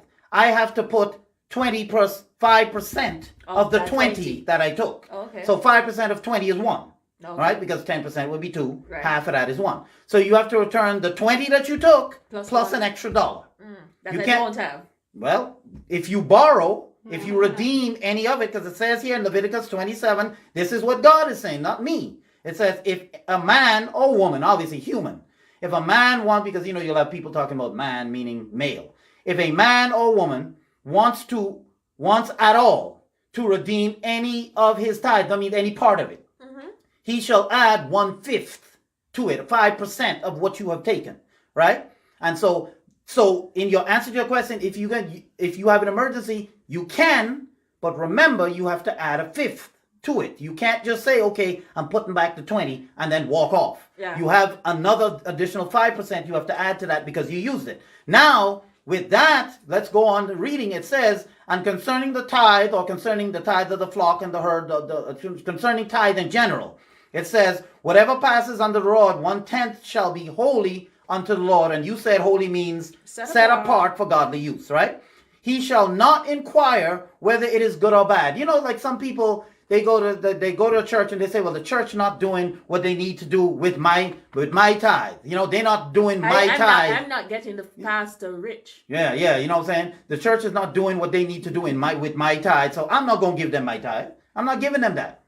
It says right here that you shall return a tenth shall be returned. It is holy unto the Lord, and you shall not inquire whether it is good or bad. It's not for you to decide what the church is doing with it. Your job is to return it. You see, it's just like with me. If I tell Sonia, I say, Sonia, or Lisa, I have $20 to give to Mary. You know what I'm saying? Give this to Mary for me, right? And Mary knows she's getting the money from Lisa, right? So, and Mary told me, Reggie, anytime you have money that you owe me, give it to Lisa, and Lisa will give it to me. And I say, but I can't give it to you directly. No, you can't give it to me directly. Give it to Lisa. Lisa will give it to me. Okay, so I give the money to Lisa. and I see Lisa going down to Macy's and all the mall, and she's shopping and buying stuff with the money. And I'm like, I'm not going to give this money because Lisa is shopping with it. What did Mary tell me to do? She said, if I have money that I owe her, give it to who? Lisa. So whatever Lisa is doing, that's between Lisa and Mary. That has nothing to do with me. My job is to give it to Lisa. Right. If Lisa is spending it, I can't do anything about that. That's between Lisa and Mary now. Them two got to work that out. So if the church is misusing the tithe, that's not for you to worry about. Let God deal with that, and trust me. He will. He will deal with it. So if the church, and you see them misusing it, don't worry about what they're using it for, and you start saying, well, you're not doing it for this, you're not doing. That's not my concern. My concern, according to God, is to return the tithe. That's what I did. And let God deal with the people misusing it. And then it says that he shall not inquire whether it is good or bad, nor shall he exchange it. And if he exchanges it at all, then both it and the one exchanged for it shall be holy unto the Lord. It shall not be redeemed. Give me a real life example. Okay, I'm saying it, but I just want to read this part. It says, these are the commandments which the Lord commanded Moses for the children of Israel on Mount Sinai. So this tithe situation is a commandment. So not only the 10. Not just the 10 that you know. It says here, these are the commandments. This is why it is a sin to withhold. This is why it's a with sin. This is with sin. This is why it is a sin to withhold it. So let's go now. It says, you shall not inquire whether it's good or bad. I already told you what that meant. And it said, you shall not exchange it. So let's go here now. You're supposed to return $40, right? And you say, you know what? The church not using this. First of all, when you say my tithe, right away you're wrong, because it's not yours, it's God's. We already know that. Then you say, I'm not going to give them that money for them to use. You know what? What I'm going to do, I have $40. What I'm going to do is I'm going to go to my fridge and I'm going to take out $40 worth of food, because I know the church need food, right? They need food in the food ministry. They told me that. And they need certain things. I'm going to go in my fridge and I'm going to take out $40 worth of food. And whatever you get, it's worth, that's what it costs, $40. I'm going to take that, give it to the food ministry. That'll be my 10% because it's worth 40, right? And I know they need it. And I know they need it, so I'm going to give it. It says here, you shall not exchange it. You can't decide to exchange tithe for something else. If you have $40, $40 must be given. You cannot change it into anything. And it says, if you do that, the fruits or food that you gave to the food ministry becomes God's, and you still have to give the 40. You can't trick God or try to manipulate the situation. So that would be a real world situation, in that you have money and you don't want to give the money, the cash, for whatever reason, and you say, well, I'll give the value of the cash to God in something else. So I have $100 that I'm supposed to give. I got 1,000. I got 100. You know what? The church need a DVD player. It's worth $100. I will give the church the DVD player because that's worth 100. That will be my tithe. No, you can't do that. You cannot exchange the tithe for anything. It must be given in what it came in. So if it's cash, you have to give cash. And if you exchange it, let me read this part here again. It says, he shall not inquire whether it is good or bad, nor shall he exchange it. And if he exchanges it at all, then both it and the one exchanged for it shall be holy, and it shall not be redeemed. In other words, now that you did that, you can't use any part of it anymore. Both of them. You've lost the ability to use something if an emergency come up, because you try to trick God. So if you try to use that, it's saying you can't exchange it for anything. You can't give something else in return for whatever the tithe is. If you have 10 apples, 10 oranges. You can't give 2 oranges because you like all 10 of the apples, and man, these apples are good. I can't give up none of these. Fruit. Yeah, I can't give up none of these apples. So you know what? I'll give 2 oranges instead. You can't do that. You have to give 1 apple because you have 10 apples and 10 oranges. 1 apple is given, 1 orange is given. You cannot give 2 oranges and say, well, I gave 2 fruits. You have to give the tithe of what you have. Okay, another question. So do we understand that? So this is a real life situation. Okay. I asked for credit from a bank to start my business. This was 2 months ago. Okay. I even asked the church to accompany me with their prayer. Okay. Last week, I received the money from the bank. $5 million. Okay. I started the business, and in 1 week, I got $200,000 profit. Okay. I came to the church to thank God and the church and returned my tithe. Pastor said that I must return tithe on the 5 million and not the 200,000. I told him the 5 million is not for me, so I don't pay that. The pastor said if I refuse to pay, he will suspend me from the church. What should I do? Okay, so here, let's just resum it. Let's just sum this up now. What do you think this guy should do now? Did he give his name? This is Karima out of Africa. Okay, so Karima Thomas out of Africa? Abidjan, Africa. Okay, so this guy reached out to us and he is saying that his church, right? He got 5 million African dollars, I guess, or whatever. Just say 5 million. Yeah. He got 5 million. And because he's starting a business and he went to church and he prayed and he got this loan.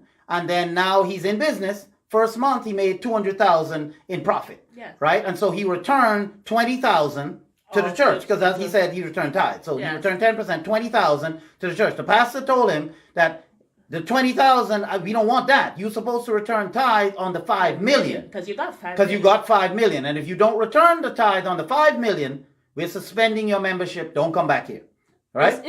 So right away, I just want to ask everyone out there, is the pastor right? Yes or no? Yeah, just send that in. And what should this guy do? Because apparently he's being threatened to be kicked out of the church if he doesn't return on the 5 million. Is there an answer to this question? What do you think? Like you say, is the pastor right? Is that the right thing to do in terms of return tithe on the loan? Yes or no? And then we will give you what the answer of that is based on, matter of fact. So Lisa, right away, I'm going to call you out. What do you think? Is it right? Should he return tithe? Because we're saying it's an increase, right? Right. And it's on your But he got the 5 million. Yes. That's what he got. Yeah, exactly. Should he return tithe on that 5 million? Peggy, what do you think? Sterling, what do you think? Yeah, Sterling has been kind of quiet today. Yeah. Sterling always has the answers. So, if he's quiet, something's wrong. Something's going on. So because these are real questions. Well, I mean, this is a real question because the guy asked a real life it. situation. Yeah, and then the questions that you've been asking are real questions from people. So these are questions people have. Yeah, it's good to talk Bible texts and stuff, but when can we apply it in our lives? Right. That's the real situation. Yes. So now we have someone reaching out. What do you believe? Is the pastor right for what he said? Dad, what do you think? We are, there's a delay. Marcia, what do you think? You can hit me up immediately. What do you think? Is the pastor right in terms of not right to kick him out? Because that's a second thing. Yeah, that's a second thing. But is he right to tell him he needs to return tithe on the $5 million loan? He said he got a $5 million loan. That's what he said. And then he made his first 200,000 profit that first month, and he returned tithe on that profit. Yes. All right. All right. So Nobody's we're patiently waiting. You know what I'm saying? Mary is looking. Let me check my phone. Okay, nothing. Pat says, Camille and Reggie, you are giving this discussion life. I love the explanations.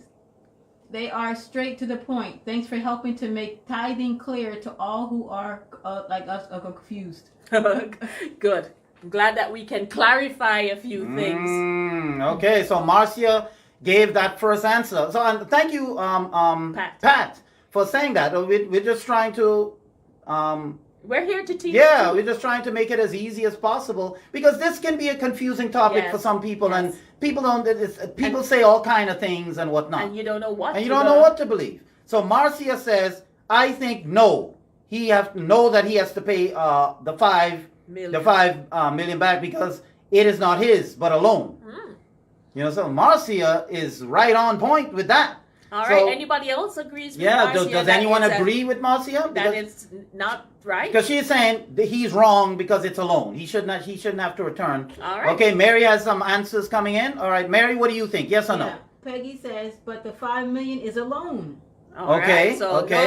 no on the loan. Okay, so we have 2 already. You have 2. But it's 5 million. He got 5 million. Right. So you're saying it's a loan. So we need to explain what we're talking about. Peggy says she's agreed with Marcia. Oh, All right. Okay. So Peggy and Marcia are in agreement that it is no because it's a loan. And Marcia is saying, okay, what are these guys going to say? You know what I'm saying? She's waiting. And Neil is on. Okay, so Neil, what's happening? It says, hello, Fred. Hey, what's happening, Barney? And Wilma.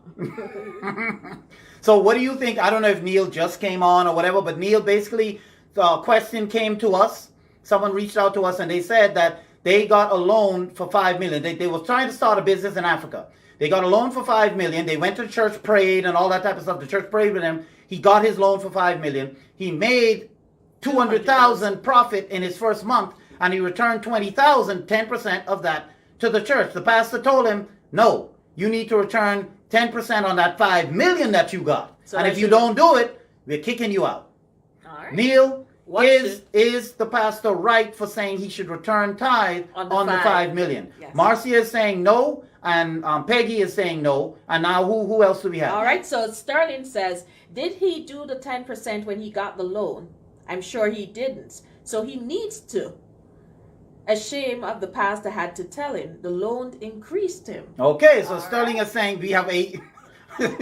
Mary looking like that. We have a yes. He should return on the loan. Go ahead, Mary. Pat says a loan is a loan, and I agree with Marcia. Okay, a loan is a loan. So three no's and one yes. And then Pastor Rohan is on. Not sure if he's just been on, but he's commenting now. Okay. So Pastor Rohan says no. And his membership should never be threatened.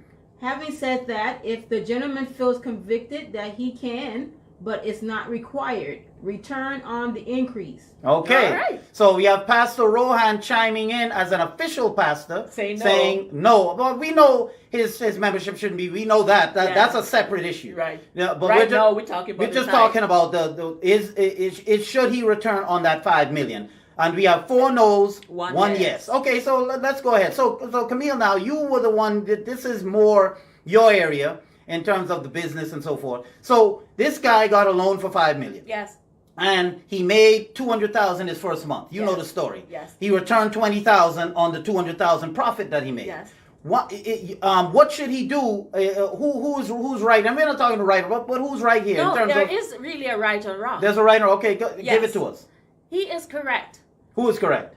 That he returned the 20,000. It is an increase to him. Which is the increase? The 200,000. The loan is not his money. Whoa, but he got 5 million. I have it in my hand right now. You're saying that doesn't increase, and Pastor Rohan is saying no, Marcia is saying no, but I got it.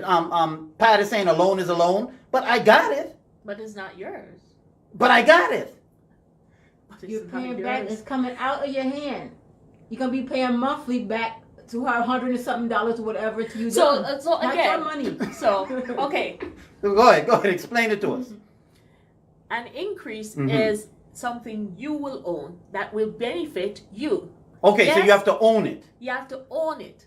So if I'm borrowing this phone, it's not an increase to me? If I'm borrowing this from somebody? It's not yours. You're borrowing it. People that like you're paying on a car, miss a payment and miss several payments and see how much you own on that car. Right? So it won't be there. So it's not, it could be yours all you want. Or you could say it's yours. Yes. Miss payments on the item and see how much you really own it. So increase has to be ownership. Ownership. So if I own this phone, that's what increases me. If somebody lends me a phone, like when I said earlier, Marcia lent me the computer. So lending me the computer doesn't increase me. No. Because I don't own it. You don't own it. So and the Sterling is disputing all the way. He's typing in all caps. It says... All caps, so you know that's serious. He said he got it, but you have it. The loan is his. Okay, but I think so let me see if I say what you're understanding. The loan is borrowed, right? Yes. So because it's borrowed, it doesn't belong to you. Yes. If it doesn't belong to you, it can't increase you because it's not yours. Right. So if I have, let's say, I have $10 from, I'm going to use Marcia again. I asked Marcia for $10. Yes. And Marcia said, Reggie, I'll give you $10, but I need it back by the end of the week. That's what she told me. Okay, so that's a loan. So I need it back, is what she told me. And I say, okay, Marcia, I won't have all that money. What I'll do is I'll pay you back in 10 weeks. You know what I'm saying? And Marcia say, okay, fine, right? So I take the $10 from Marcia. Yes. And every week I put aside $1, right? And $1 and $1 and $1 and $1. And this dollar comes from money I've tithed already. Yeah. Right? So when I get paid, my paycheck, I get a paycheck of $100, right? I take $10 out, a tithe, and then I pay the rest of my bills. And I take a $1 out of the 90 that I have left, that's mine, according to God, and I put that aside.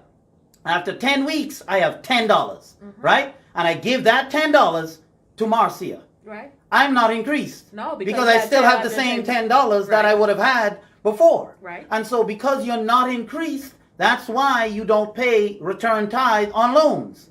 Because it's not an increase. Okay. Because you're paying that back. It's a temporary increase, but it's not. No, it's not an increase at all. It's not even temporary. All it is a deferment of your money. Yes. In other words, instead of waiting 10 weeks to get the $10, I get it now. That's all. But it's still my own $10 that I have. So even though I have it in my hand, it's not an increase because I'm going to be paying that back. Right. And we have from money that I've tithed. Right. That's the important point. So when I do make money, I'm already taking out tithe out of the money that I'm making. Okay. That comes from the first fruit. Right. Right. So that's taken off the top. So if I made $20, right, $2 is already coming out no matter off the what. bat. Then now I know I have to pay back that loan. So I have $1 that I'm going to take out. Now you're not taking it out of the tithe that you. No. You're taking that out of the $18 you have left. Yes. And that money is tithe. That already is tithe. So you're not doing double. Okay. So that's why you don't pay tithe on or return. Right. Return tithe on a loan. Okay. What if this was a stimulus check? You know, the government sometimes will give, in the U.S., give Well, stimulus. they did when the coronavirus was yeah, I'm saying in the U.S. Out. Not all our viewers are from the U.S. Right. So, do I pay tithe on that? Yes, you return tithe on the stimulus check because it's not a loan. And I'm saying the wrong thing. I'm saying paying. Do you return tithe on your stimulus check? Yes, you do, because it is an increase to you. It's not a loan. The government didn't loan that to you. They gave it to you. They're not asking They're not asking for it back. They're not taking it out of your taxes. This is yours. It's an increase to you. So because it's an increase, yes, you will return tithe on that stimulus, whatever it is. Like we got like $1,200 a person or something like that. So $120 has to be returned to God because that is off the top. Because and that's an example of where the government doesn't take out anything. So you know you get the full $1,200 or $1,400, whatever it was. Yes. And you return 10% of that because that's an increase to you. If the government said they were going to they're giving it to you now, but they're going to take it back when tax time roll around, then it's a loan. Right, because they're taking it back. Because they're taking it back, and that's what they're telling you. So therefore, if it's a loan, you would not return tithe on it because grants? it's not yours. What about grants and scholarships? That is a gift, and you don't return a grant. A grant is when you get a grant or a scholarship, you don't return those. So if I get a full ride to any college, let's say it's $20,000 for the year, $10,000 a semester, and they give that to me, they don't ask for it back.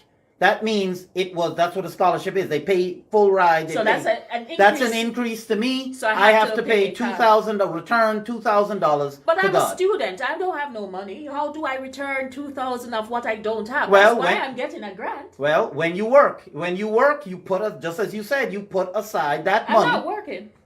Well, then that goes into where you have other things that you can give. You can give your time or your talents. Okay. In order to God. Go ahead, and we'll talk more about that. Go ahead, Mary.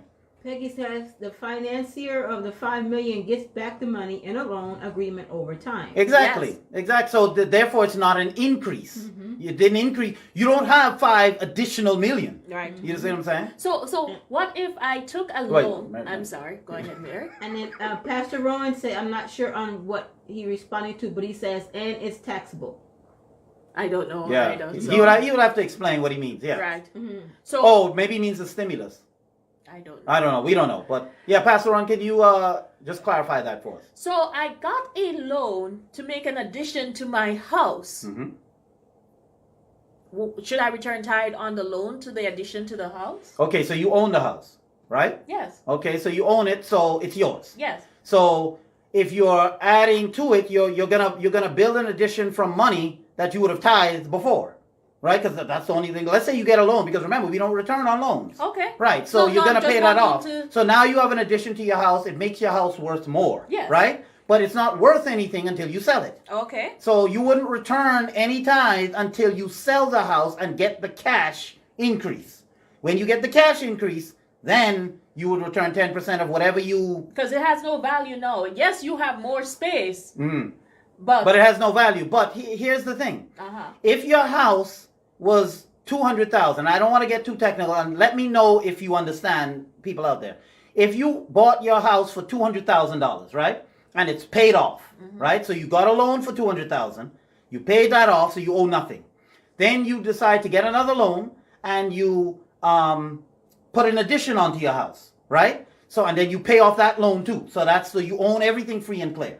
When you sell your house, because you've already, when you sell your house for, let's say you said 200,000. When you sell your house for 400,000, let's say the house is now worth 400,000. With the addition that you put on, it's worth 400,000.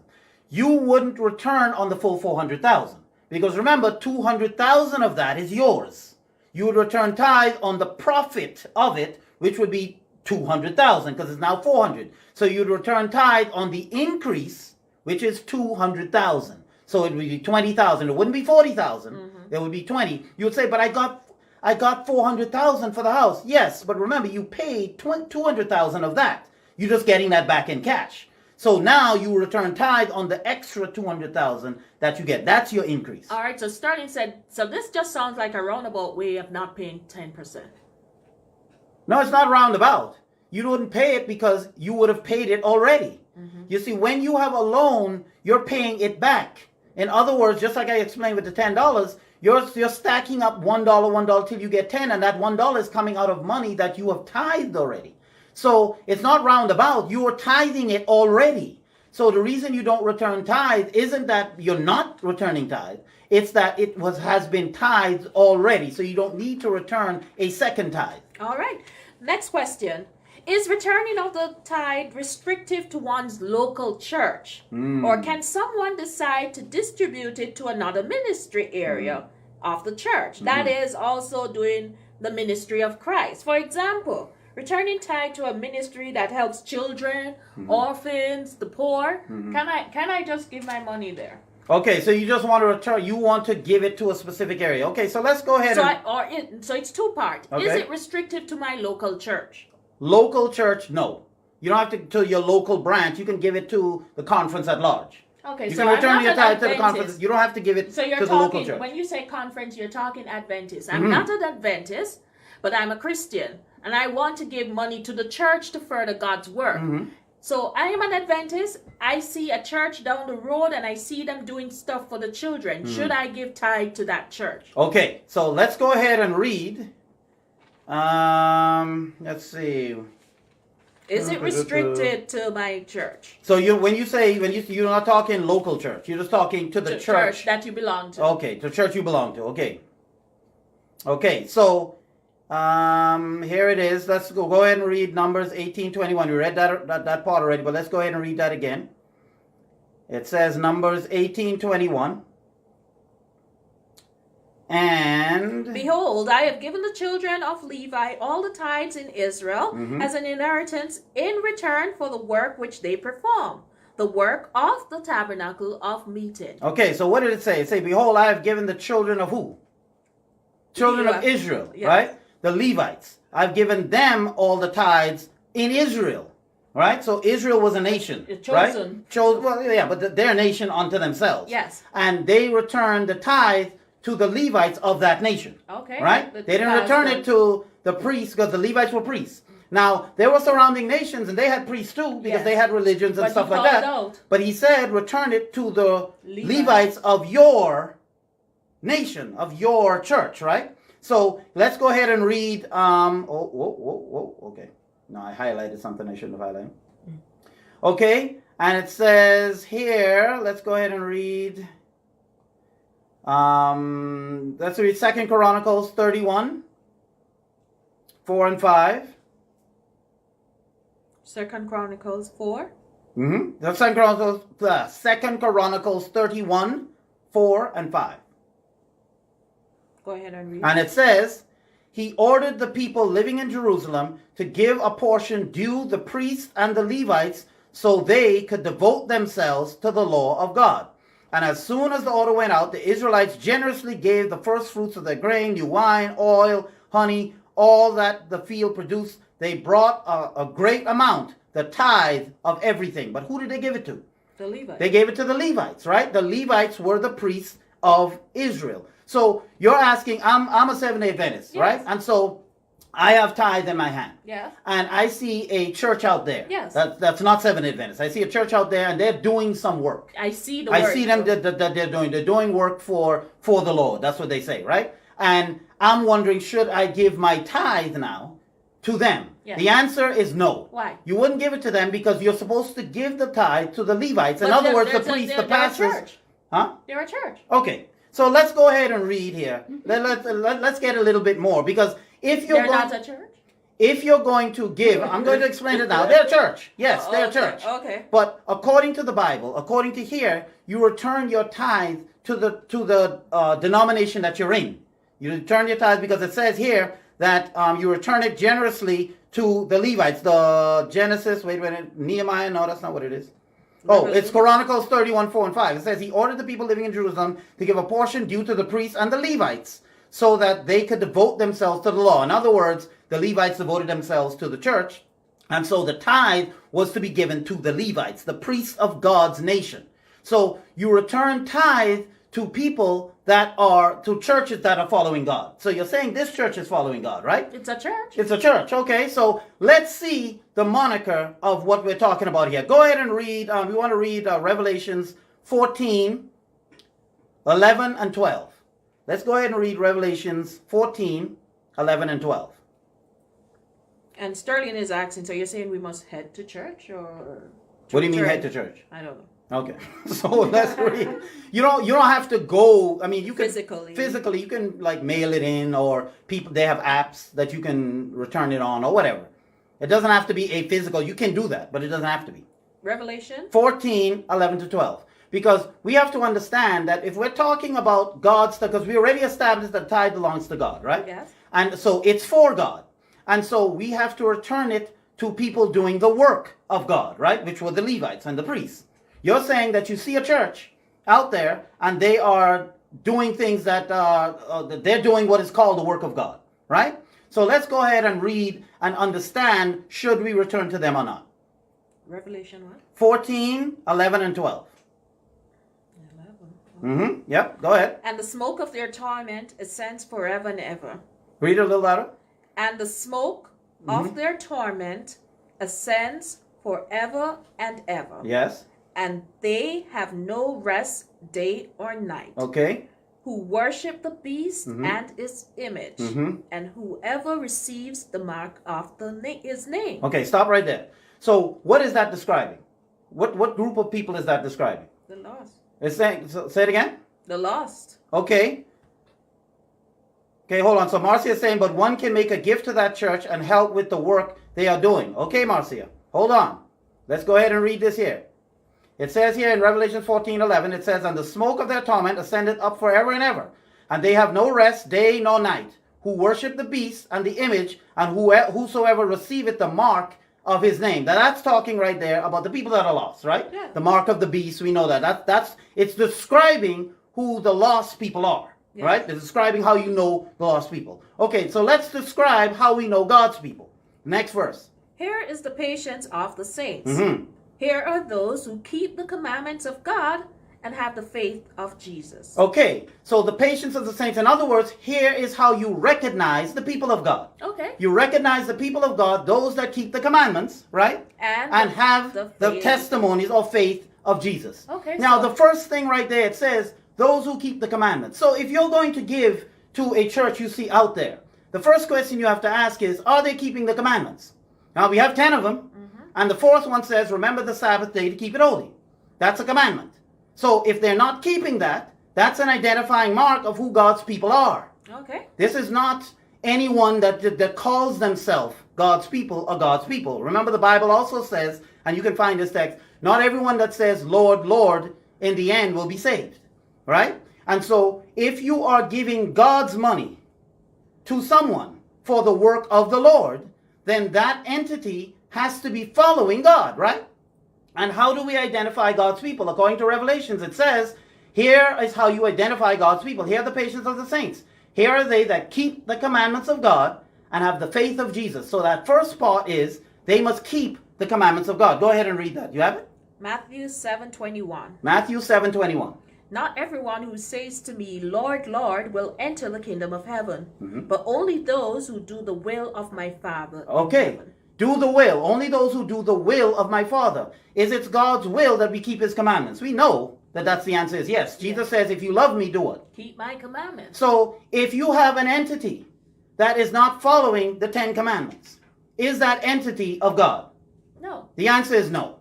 Because it says right here, if you love me, keep my commandments. It says how you recognize God's people is the people that are keeping the commandments of God. They may be doing good things in our eyes. But it's not in God's name. Yes. God, and so just so we understand this, God only has one church. He doesn't have 20. He doesn't have 30. He has one. And that church will be the church that keeps the commandments of God, all of them.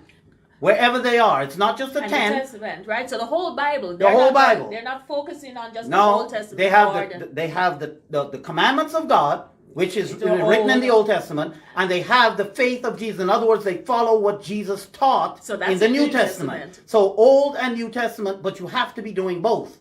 And if a church is not following the 10 commandments, they are not of God. So why would you give God's money to someone who's not of God? So you're saying that we have to be very careful when we are deciding to give a gift. That's not tithe. You're giving a gift because the tithe goes directly to the furtherance of God's work. In God's church. In God's church. For God's people. That's where it's supposed to go. It's not just going to someone who's claiming they're following God. So if you decide to give it, so that's why I'm saying it will no longer be a tithe that you're giving to this organization, but a gift. If you do decide to give a gift, you should also be doing your homework as to who you're giving this gift to.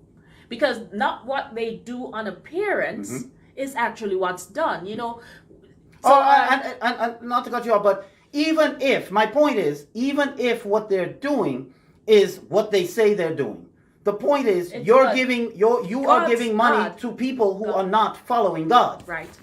That's what you're doing, and you're helping them to not follow God. All right, I have one final question, and that is, what if I'm in a profession that I know is not, God would not bless that profession. So say I'm driving that truck for that beer company. I know.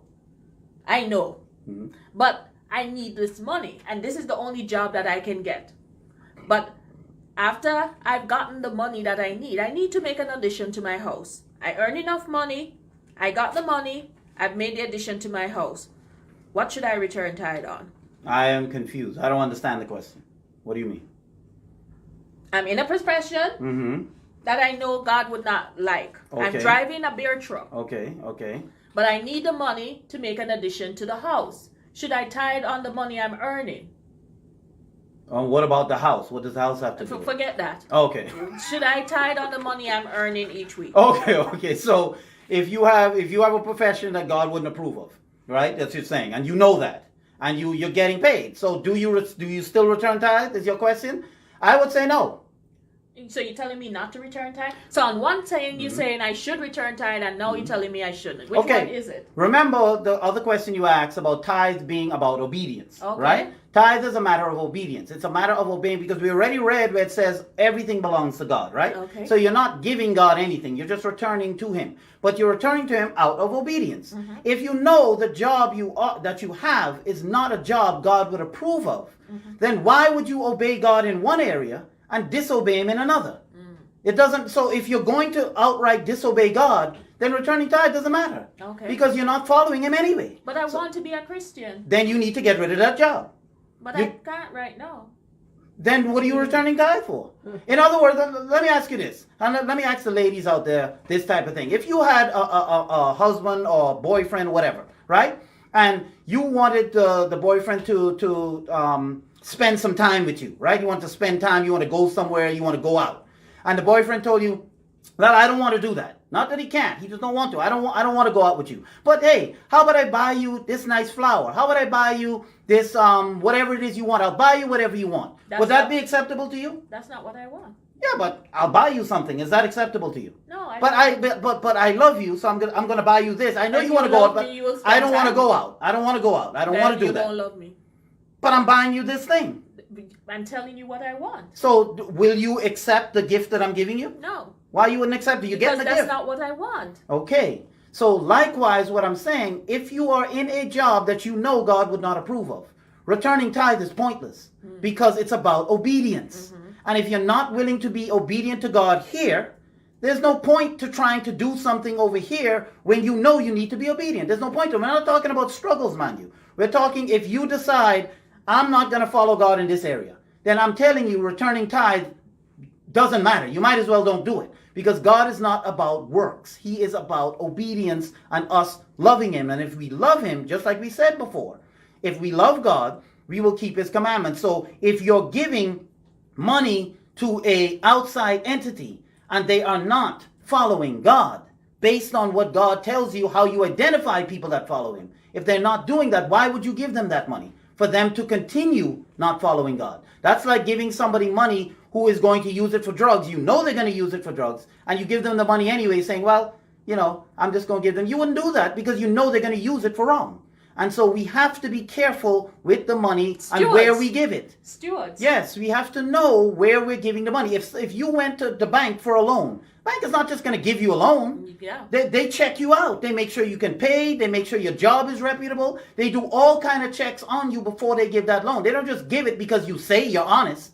Well, I'm an honest person, so they don't care. That's what you say. They got to see. Right. And they look at your history, all of these things before they decide to give you a loan. Likewise, as children of God who are following the truth, we can't fund other people who are not following the truth. Especially when God tells you what the money is to be used for. Mm-hmm. And how we can tell, because we have this thing where we think that all churches are the same. Because they're church, then they're the same. Mm-hmm. But not all churches are not the same. Not everyone is following God. And if you want to find the truth, God will lead you to the truth. But you have to really want it. We say you have to be purpose driven. Mm-hmm. God is not going to lead you in a path that you will not find what he wants you to find. Really serious if you're seeking truth. We hope that this discussion has clarified. And if there is something that you're still not sure on and you want to talk with us off air, please let us know and we will be glad to have that discussion with you. Mm-hmm. But this is a very important principle that we all need to be stewards. We need to really pay attention to what we're doing and not try to get into situations then that will compromise that. All right. Remember the word tithe means tenth of your increase, whether that be monetary or a gift. Right? And God doesn't want us to be burdened down and to get in situations where, well, God, what happens if this? God is very clear when he sets us to his commandments. He tells us exactly what it is. There's no gray area. There's no situation. He doesn't waver. It's either you return it or you don't return it. And who you return it to is important. It's very important. And it's not for you to decide what you do or you don't do with it. That's for God to... Okay, so Pastor Rohan was saying that the stimulus is taxable. Which is true. It is because it's an increase. It's increased. Right. So that's why you return your tithe. Oh, he's saying taxable, not tithable. Taxable. Taxable. I guess. I don't. Whatever the government decides to do is what they decide to do. I don't know if it's taxable or not. But you still return tithe on your stimulus. Right. Yeah. Because that was the question. Yes. Do you return tithe on stimulus? I don't know if it's taxable or not. He's saying it is. Okay. So. Yeah. We thank you again. We invite you to join us next week. We will go back. Pastor Damian Chambers is also on. Thank you, Pastor. So we invite you to come back next week as we will look at we will go back to our normal topics. Yeah. Unless you have a topic that you want us to talk about. Because I think they're very important, different things in our Christian life that many of us are not clear on because it's not being taught or explained to us so that when we go out, like budgeting, Do we know the importance of budgeting in our lives? Do we know what marriage is all about? Do we know how do you prepare for marriage? You know, sometimes we have these talks and we think it's only for teenagers. But what about people who have lived life? And some of the stuff that they're exposed to already. What do you counsel, especially like a young female? Yes, like yourself. I said young. Yes, a young female like myself who is still single. How do you counsel me in finding what God has in store for me? These are some of the things that we should be clear on as Christians. Did you have any confusion in those areas? Many. Oh, okay. You know, but not anymore, thankfully. Right. But I mean, like, this was a concern for you at one point. Yes. You know, as Christians, we should know what the book of Revelation talks about. Do we know? Can somebody say, Reggie, tell me about Revelation? And all you can say, it's a bunch of beasts and wild animals and stuff. And, you know, as a child, I was very fearful of the book of Revelation. And then luckily, I was able to get it explained to me. And now I can talk about it. But as Christians, that's a part of the Bible that we need to know. How many of us know and can talk about that? We can talk about the vision of Daniel in the book of Daniel with authority, that you know what it's talking about. God has so much in store in this book, in this Bible, this guide that he has given us that we need to apply in our lives. So if there is something that you want us to discuss, please let us know and we will definitely address that. All right, yes. Mary had any comment? Well, I think it was just what Pastor Rohan was saying. Okay. And so, and Marcia says, he is right. All right, and next week... I don't know exactly, I forget exactly what we were talking about. Next week we will be looking in Hebrews 8. And the topic is Jesus, the mediator of... I'm not sure that part is cut off.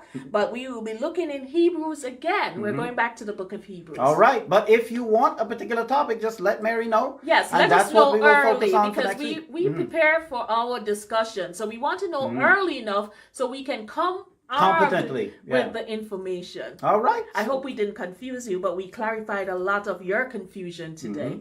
Let us close off in prayer. And Reggie, I'm going to ask you to pray. All right, Father, thank you. Sorry for going so quickly. Father, we thank you for giving us an opportunity to study. We ask that you would help us, Father. Help us to understand the truth as we study. Be with us as we go from here. Keep everyone safe. Be with all the members of this podcast. Watch over us. Help us to have a restful Sabbath. And help us to be a positive impact to the people that we interact with in this upcoming week. Thank you for your blessings. In Jesus' name we pray. Amen. Lisa, and what his name was? Camilo? Yes. Lisa and Camilo, we hope that you will come back next week and that you will share, that you enjoyed the program. And to our regular members, thank you so much for always being interactive with us. And as always, stay safe. All right. Bye, everyone. Goodbye.